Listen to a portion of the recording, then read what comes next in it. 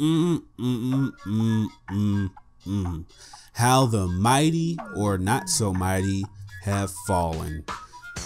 Looks like I was right all along, and I'll tell you what about in a second. Of course, it's the #1 anime, gaming, and Dragon Ball channel on YouTube. Of course, the name being Perfection. And today we're talking about Dragon Ball FighterZ. A very interesting article came to my attention from Get Hype. It is a website that keeps track of stats, and I came across a very interesting article that was featured on their site about Dragon Ball FighterZ. And the headline reads, Dragon Ball FighterZ player base already down 80% after first 2 weeks. And it's on Steam. The biggest fighting game ever now getting beat by Brawlhalla. Brawlhalla. Okay, I've never heard of that game before. I might check it out. At peak hours.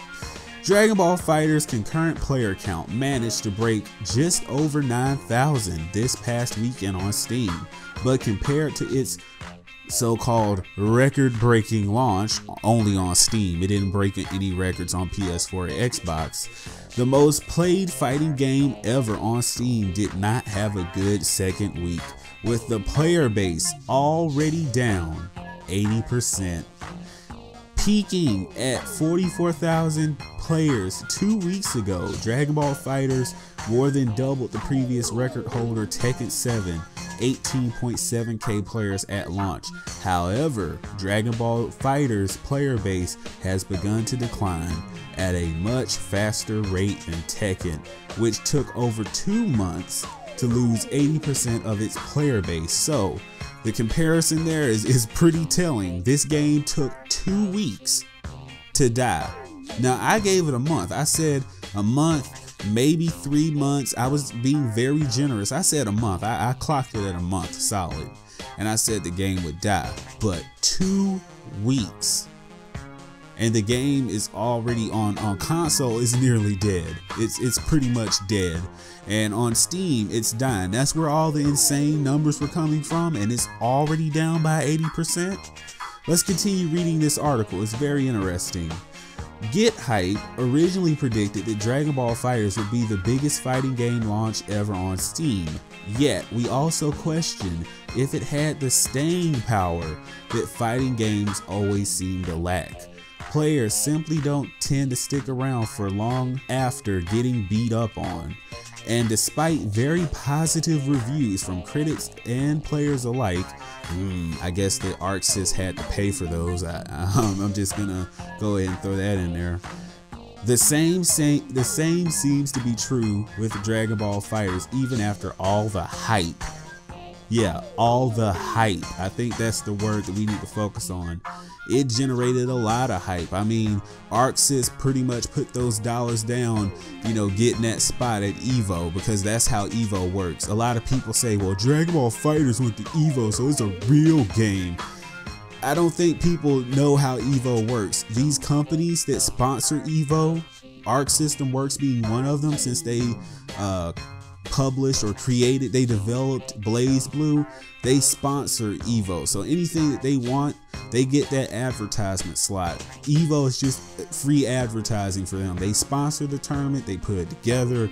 That's how EVO works. So Dragon Ball FighterZ going to EVO is pretty much irrelevant because it got grandfathered in under Arc System Works. But let's read the rest of this article. Oddly, even with solid player base that continues to outlast other big name fighting games on Steam, Brawlhalla hasn't caught on with the competitive FGC and wasn't able to secure a spot at EVO 2018. So Brawlhalla, I'm definitely gonna have to check this out, see what all the fuss is about, because they seem to be going in on Brawlhalla like it's the next big thing. But for the biggest fighting game event of the year that was announced last week, with 2 Smash Bros, Street Fighter V, Tekken 7, and Dragon Ball FighterZ will be headlining. That all could change at EVO 2019, with Dragon Ball FighterZ likely to drop down to Street Fighter V and Tekken 7 numbers, and Brawlhalla pulling in more players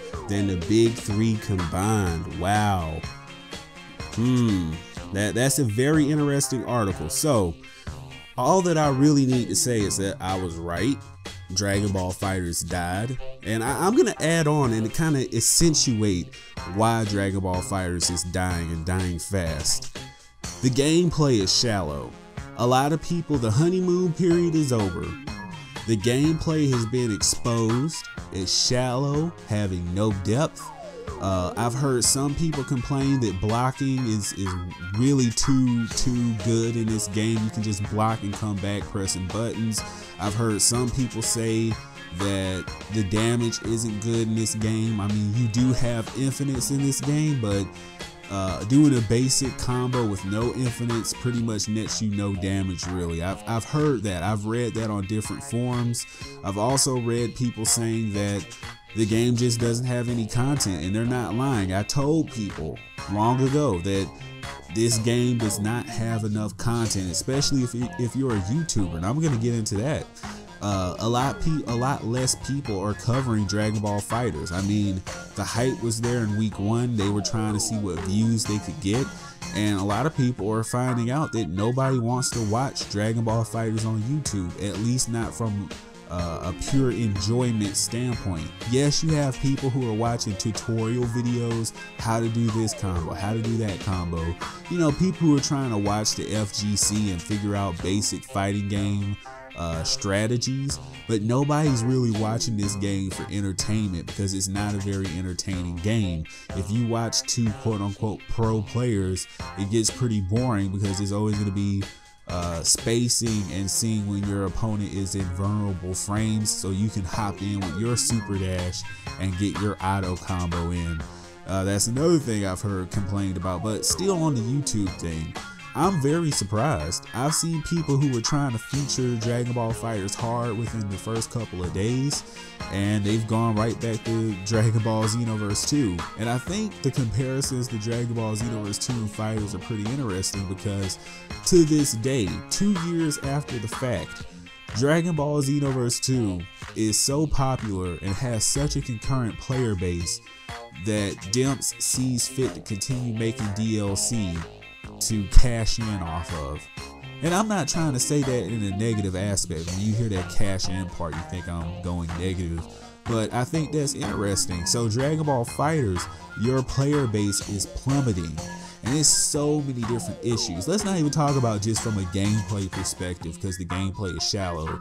Let's not even just talk about how there's not enough content to keep people playing. The game servers, from what I've been told, are horrible. That's a meme in the Dragon Ball gaming community, is that the servers for Dragon Ball FighterZ is horrible. And I don't know why people thought they were going to be that much better. Like I'm saying right now, Dragon Ball Xenoverse 2 servers are apparently not that bad because people are getting matches and being able to play on that. But on Dragon Ball FighterZ, you can't even get matches with your friends like you want to. You can't share play. You can't, I mean, it's so many issues with Dragon Ball FighterZ that is ridiculous. And it's no wonder that the concurrent player base has plummeted 80% in the first 2 weeks. Now, I know some FGC goon is sitting there typing up, well, of course noobs are not going to want to play anymore because they're not good at the game, blah, blah, blah. Well, that's ass backwards, because some people are saying that it's so easy that it takes no skill to play the game. So that's obviously not the issue. It's boring. The roster sucks. It has a puny roster. It has no content to keep you coming back. These are all things that Dragon Ball Xenoverse 2 has massive success in. Let's think about this. 2 years after the fact, and they still want to release DLC because they know it's going to make big time money. They went and put Jiren in the game because they know the player base is there, the support is there. But you look at Dragon Ball FighterZ and it's already dying. I told you all this. I told you, I knew it. That's why I stayed away from buying the game. I said, no, I'm not putting my money on this because I see the Hindenburg when I know it. I know the Hindenburg when I see it. I knew this game was gonna fail. I knew it. Not only that, I knew it was a sucky game. And the numbers prove it.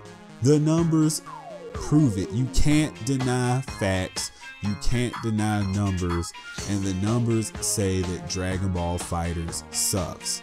I don't care if you're an FGC goon that's gonna suck the game off because whatever, you need a new game to feature on your channel or whatever, or you need a new game to go to a tournament and appear at and whatever you do. I'm not knocking you for doing that, but what I'm saying is the community decides whether a game is good or bad, and the Dragon Ball gaming community has determined that Dragon Ball FighterZ, just like Caulifla, just like Kefla, just like Kale, is a piece of trash. That's why I threw it in the trash. That's why a couple of weeks ago I threw Dragon Ball FighterZ in the trash, because it is trash. And the numbers don't lie. So let me know what you think in the comment section below, because I thought this was very intriguing. This was very interesting. An article from a reputable website that put forth facts and figures that determined that Dragon Ball FighterZ suck. So let me know what you think in the comment section below. Of course, I've been your perfect being of the #1 anime, gaming, and Dragon Ball channel on YouTube. Of course, the name being Perfection. Don't forget, hit that subscribe button. Also click that notification bell and go one step further in supporting the channel on Patreon. Become a true perfectionist there. Don't forget, that doesn't make you any less of a fan if you cannot support the channel. Just support it by subscribing and clicking that notification bell so you get all the updates for this channel as they become available. I've been your perfect being of the #1 anime, gaming, and Dragon Ball channel on YouTube. The name is Perfection, and I will see you in the next video.